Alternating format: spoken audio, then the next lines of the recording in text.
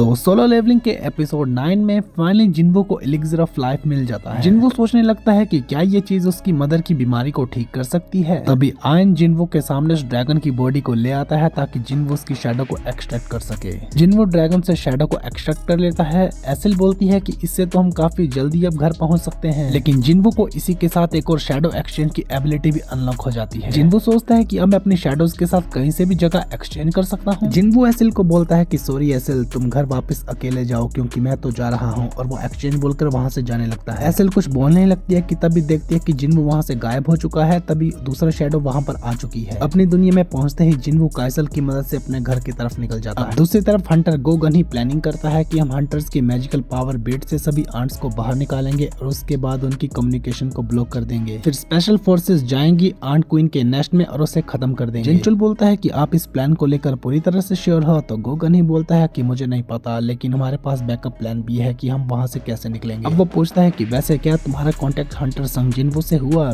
तो जिनचुल बोलता है कि अभी तक तो नहीं। अब एस रैंक हिलर बियंग्यो दिखाया जाता है जो कि बेक्योनो के साथ एंजॉय कर रहा था। बेक्योनो सोचता है कि ये लड़ाई की दुनिया से रिटायरमेंट इसलिए ले चुका है क्योंकि इसे लड़ाई झगड़े बिल्कुल पसंद नहीं है। बियंग्यो पूछता है कि तुम सचमुच जा रहे हो? तो बेक्योनो बोलता है कि हाँ। बियंग्यो बोलता है कि तुम्हें अभी भी युनसुक की याद आती है? तो बेक्योनो बोलता है कि हाँ आती है, इसीलिए उसका बदला लेने के लिए ही तो मैं वहाँ पर जा रहा हूँ। बियंग्यो बोलता है कि वो भी तुम्हारी तरह ही बातें करता था। वैसे तुम मुझे बुलाने के लिए आए हो तो मैं पहले ही मना कर देता हूँ कि मैं नहीं जाने वाला। बेक्योनो बोलता है कि मैं तुम्हें फाइनल बार अलविदा कहने के लिए आया था, क्या पता हम दोबारा ना मिले। इसके बाद बियंग्यो बताता है कि वो नॉर्मल लाइफ जीने की कोशिश कर रहा है और दोनों हंसी मजाक करने लगते हैं। दूसरी तरफ जिन्वो अपनी मदर के पास हॉस्पिटल में पहुंच जाता है। वो अपनी मदर को देखकर सोचता है कि पता नहीं ये चीज काम करेगी या फिर नहीं। अब एलिक्सिर ऑफ लाइफ को अपनी मदर को पिलाता है, जिसके बाद थोड़ी देर तक तो उसकी मदर को जवाब नहीं देती। अभी जिन्वो की मदर एकदम से उठ जाती है और वो जिन्वो को बोलती है कि तुम पक्का संग जिन्वो हो ना मेरे लड़के। यह देखकर जिन्वो इमोशनल हो जाता है और जोर जोर से रोने लगता है। अगले दिन डॉक्टर यकीन नहीं कर पाता है कि इटर्नल स्लीप से कोई जाग सकता है। जिना भी अपनी मदर को देखकर खुश हो जाती है और जोर जोर से रोने लगती है। यह देखकर जिन्वो सोचता है कि फाइनली मुझे मेरा असली रिवॉर्ड मिल चुका है। अब चेयरमैन गोगन ही for Jeju island red mission के बारे में सबको बताते हैं कि इसकी प्लानिंग शुरू हो चुकी है, जिसमें कि 10 कोरियन एस रैंक हंटर और 10 Japanese S rank Hunter part लेने वाले हैं। वहीं पर बियंग्यो दिखाया जाता है जो कि बेक्योनो के बारे में सोचने लगता है कि वो सचमुच यहाँ पर जा रहा है। अब घर की हालत देखकर जिन्वो जिना को बोलता है कि तुमने घर में ये क्या हालत की है। जिन्वो की मदर बोलती है कि चिंता मत करो, तीनों मिलकर सब साफ कर लेंगे। सफाई करते हुए जिन्वो की मदर बोलती है कि वैसे संग जिन्वो, क्या तुम्हारे फादर ने तुम्हारे साथ कांटेक्ट किया? जिन्वो मना करता है, जिसके बाद उसकी मदर उसके फादर के बारे में जिन्वो को बताने लगती है। जिन्वो को उसी टाइम पर किसी की कॉल आ जाती है। वहीं पर गोगन ही जिनचुल को बताता है कि मैंने सोचा नहीं था कि थॉमस आंद्रे प्रेस कॉन्फ्रेंस के बाद ही आ जाएगा। वैसे फॉरेन अफेयर में वो हिस्सा नहीं लेता है, लेकिन हाफ हार्टली मुझे लगा था कि क्या पता वो हमारी मदद कर दे। जिनचुल पूछता है कि अच्छा वो मदद नहीं करेगा तो फिर वो यहाँ पर क्यों आया था? गोगन ही बोलता है कि शायद वो हवांग को लेकर कुछ बताने आया था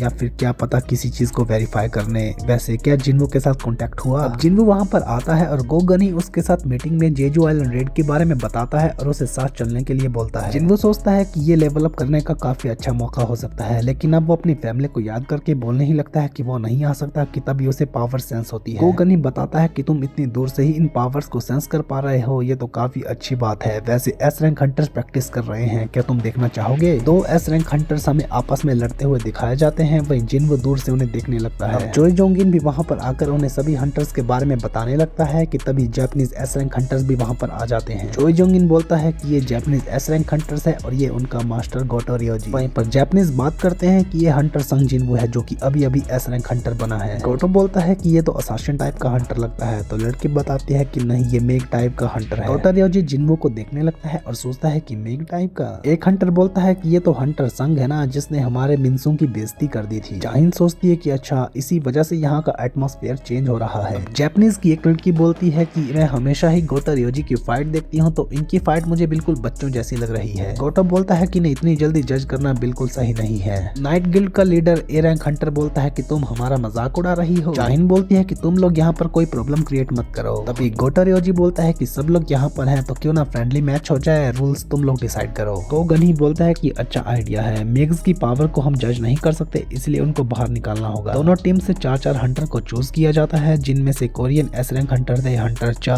लिम, मा और बेक। जापानीज से टबाटा, कुमामोटो, होशिना और टनाका। दोनों टीम फ्रेंडली बैटल के लिए तैयार हो जाते हैं, लेकिन इसी मोमेंट पर ये एपिसोड खत्म हो जाता है। बाकी नेक्स्ट एपिसोड में पता चलेगा कि दोनों के फ्रेंडली बैटल का रिजल्ट क्या निकलता है।